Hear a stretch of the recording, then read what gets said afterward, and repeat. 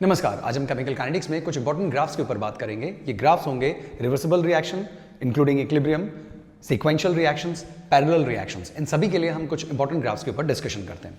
आइए देखिए, सबसे पहले पार्ट हम डिस्कशन करते हैं हमारा reversible reaction and reaction involving equilibrium. Short में लिख देता हूं, equilibrium reaction and reversible reactions के लिए। देखिए, रिवर्सिबल रिएक्शन वो होती है जिसमें ए रिएक्टेंट प्रोडक्ट में कन्वर्ट हो रहा है और प्रोडक्ट साइमल्टेनियसली रिएक्टेंट में कन्वर्ट हो रहा है। ये रिवर्सिबल रिएक्शन है। लेकिन रिएक्टेंट की प्रोडक्ट में कन्वर्ट होने की रेट और प्रोडक्ट की वापस रिएक्टेंट में आने की रेट अगर सेम हो जाए तो उसी कंडीशन को हम कंडीशन ऑफ इक्विलिब्रियम कहते हैं। फाइन। और हमेशा ध्यान रखें कि केमिस्ट्री में हमेशा इक्विलिब्रियम डायनेमिक होता है। डायनेमिक मतलब कुछ भी चीज़ स्टैटिक नहीं होती। इक्विलिब्रियम आने के बावजूद रिएक्शन चलती रहती है, लेकिन जिस रफ्तार से रिएक्टेंट प्रोडक्ट में कन्वर्ट हो रहे होते हैं उसी रफ्तार से प्रोडक्ट वापस रिएक्टेंट में कन्वर्ट हो जाते हैं। देखिए, मान लीजिए कोई रिएक्टेंट है that is converting into product, simultaneously product is converting into reactant. अगर इनके आगे और पीछे चलने की रफ्तार सेम है, रेट सेम है, तो इक्विलिब्रियम आ चुका है। और ये रेट सेम नहीं है तो ये रिएक्शन सिर्फ रिवर्सिबल रिएक्शन है। चलिए, ग्राफ की अगर हम बात करें तो जनरल ग्राफ की बात करें तो कंसंट्रेशन, टाइम के साथ ये कंसंट्रेशन कम हो रही है तो ये कौन हुआ? रिएक्टेंट। टाइम के साथ कंसंट्रेशन बढ़ रही है तो ये कौन हुआ? प्रोडक्ट। पहला ग्राफ तो ये हो गया, लेकिन इसमें इक्विलिब्रियम इंट्रोड्यूस करना पड़ेगा। इक्विलिब्रियम इंट्रोड्यूस करने के लिए ये लिखा हमने कंसंट्रेशन, ये लिखा टाइम। समय के साथ कंसंट्रेशन कम हो रही है, लेकिन उसके बाद कंसंट्रेशन में अगर आप नोटिस करें, समय के साथ कंसंट्रेशन कम होते जा रही है, लेकिन उसके बाद नोटिस करें तो कंसंट्रेशन में चेंज आना बंद हो गया है। अब कंसंट्रेशन में चेंज आना बंद हो गया, इसका मतलब ये नहीं कि रिएक्शन रुक गई है। कंसंट्रेशन में चेंज आना बंद हो गया है, इसका मतलब ये भी तो हो सकता है कि जितना रिएक्टेंट खत्म हो रहा है उतना ही रिएक्टेंट वापस बन रहा है। यानी जिस रेट से रिएक्टेंट खत्म हुआ उसी रेट से रिएक्टेंट वापस बन गया, तो चेंज तो जीरो हो गया। इसी को अगर हम प्रोडक्ट के लिए देखें तो ये लाइन यूं स्ट्रेट हो गई। मोटा मोटा अगर ये देखा जाए, राइट, तो लगभग इस पॉइंट के बाद अगर देखा जाए तो ये है आपका प्रोडक्ट क्योंकि बढ़ रहे हैं, ये है रिएक्टेंट क्योंकि घट रहे हैं। लेकिन इस पॉइंट के बाद अगर देखा जाए तो इस कंसंट्रेशन की जो लाइन है, देखिए ये बिल्कुल इसके कांस्टेंट हो गई है, लाइन स्ट्रेट हो गई है बिल्कुल। इसका मतलब है प्रोडक्ट की कंसंट्रेशन में कोई चेंज नहीं आ रहा और रिएक्टेंट की कंसंट्रेशन में कोई चेंज नहीं आ रहा। This is the condition of equilibrium. तो ये ध्यान रखिए, इक्विलिब्रियम कैसा है? डायनेमिक है। क्यों? क्योंकि जिस रफ्तार से रिएक्टेंट प्रोडक्ट्स में जा रहे हैं उसी रफ्तार से प्रोडक्ट रिएक्टेंट्स में वापस आ रहे हैं।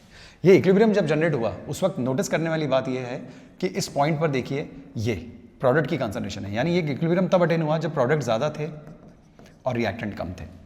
हम इसी बात को, इसी इक्विलिब्रियम को एक और ग्राफ से भी समझ सकते हैं। इस ग्राफ की यदि हम बात करें तो वापस यहीं पे लिखा जाएगा कंसंट्रेशन, यहाँ पे लिखा जाएगा टाइम। और अगर मैं इस ग्राफ को यूं प्लॉट करूं, यूं और यूं, तो ये रिएक्टेंट ही है, ये प्रोडक्ट ही है। लेकिन लगभग इस पॉइंट के बाद दोनों की कंसंट्रेशन में चेंज आना बंद हो गया है, यानी यहीं पे डायनेमिक इक्विलिब्रियम अटेन हुआ है। लेकिन इस बार इक्विलिब्रियम तब अटेन हुआ जब रिएक्टेंट की कंसंट्रेशन ज़्यादा थी और प्रोडक्ट की कंसंट्रेशन कम थी। ये ग्राफ भी कनेक्ट हो गया।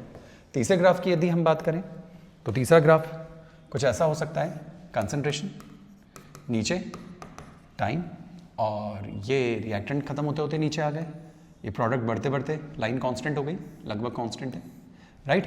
तो इस पॉइंट के बाद अगर आप देखें तो वही आपका इक्विलिब्रियम, डायनेमिक इक्विलिब्रियम अटेन हुआ। ये रिएक्टेंट, ये प्रोडक्ट, और इस बार इक्विलिब्रियम तब अटेन हुआ जब रिएक्टेंट और प्रोडक्ट की कंसंट्रेशन सेम थी। तो जरूरी नहीं है कि इक्विलिब्रियम तब अटेन हो जब रिएक्टेंट ज़्यादा हो या रिएक्टेंट कम हो या रिएक्टेंट प्रोडक्ट के बराबर हो।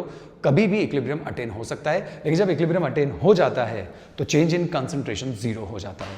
और चेंज इन कंसंट्रेशन जीरो होने का मतलब ये नहीं कि रेट जीरो हो गई। डायनेमिक इक्विलिब्रियम है, हर इक्विलिब्रियम की कंडीशन में rate of forward reaction become equals to the rate of backward reaction, इसीलिए नेट चेंज कंसंट्रेशन में जीरो हो जाता है। फाइन। तो ये इक्विलिब्रियम से रिलेटेड ग्राफ है। नेक्स्ट ग्राफ देखिए, नेक्स्ट ग्राफ की यदि हम बात करें तो नेक्स्ट ग्राफ हम ले लेते हैं कॉन्जिक्यूटिव रिएक्शंस के लिए। कॉन्जिक्यूटिव रिएक्शन के लिए, कॉन्जिक्यूटिव रिएक्शन में आप ऐसे समझ लीजिए कि A is converting into B is converting into C। इसके लिए कांस्टेंट K1 है, इसके लिए कांस्टेंट K2 है। अगर इसके लिए हमें ग्राफ बताना पड़े तो वेरी इजी, कंसंट्रेशन रखिए, टाइम रखिए, और A जो है वो लगातार घट रहा है, राइट। ये लीजिए A लगातार घट रहा है, ये A के लिए ग्राफ हो गया। C जो है वो लगातार बढ़ रहा है, लेकिन जो B है वो बन रहा है और फिर घट रहा है क्योंकि इंटरमीडिएट है, पहले बनेगा फिर घट जाएगा। क्योंकि ये इंटरमीडिएट है तो पहले बना और फिर घट गया, ये B हो गया हमारा। और C जो है वो लगातार बढ़ता जा रहा है, ये C लिख दीजिए, राइट। तो ये हो गया आपका A जो कि लगातार कम होगा, C लगातार बढ़ेगा, B पहले बढ़ेगा फिर घट जाएगा। तो अगर कॉन्जिक्यूटिव रिएक्शंस है, स्टेप वाइज रिएक्शंस है, तो उनके लिए ये ग्राफ वैलिड है। और लास्ट पैरेलल रिएक्शन, अगर पैरेलल रिएक्शन की बात की जाए तो पहले आप रिएक्शन बता दीजिए, A is converting into B and C simultaneously, ये K1 है, ये K2 है, राइट। तो तीन कंडीशंस हो सकती हैं। पहली condition K1 greater than K2, दूसरी कंडीशन क्या हो सकती है K2 ग्रेटर देन K1, और तीसरी कंडीशन क्या हो सकती है K1 इक्वल्स टू K2। अब तीनों के लिए ग्राफ बनाना पड़े तो देखिए फर्स्ट ग्राफ कंसंट्रेशन और साथ में टाइम। K1 ज़्यादा है, K1 ज़्यादा है तो B ज़्यादा होगा, B ज़्यादा होगा तो जब ये ग्राफ प्लॉट करेंगे तो B की लाइन ऊपर और C की लाइन नीचे है, तो दोनों ही प्रोडक्ट्स तो दोनों ही बन रहे हैं, समय के साथ कंसंट्रेशन बढ़ रही है। और ये जो ग्राफ है ये किसके लिए हो जाएगा A, क्योंकि A तो कम ही होगा। सिमिलरली दूसरा ग्राफ अगर हमें प्लॉट करना पड़े, वही कंसंट्रेशन वही टाइम, राइट, सेम।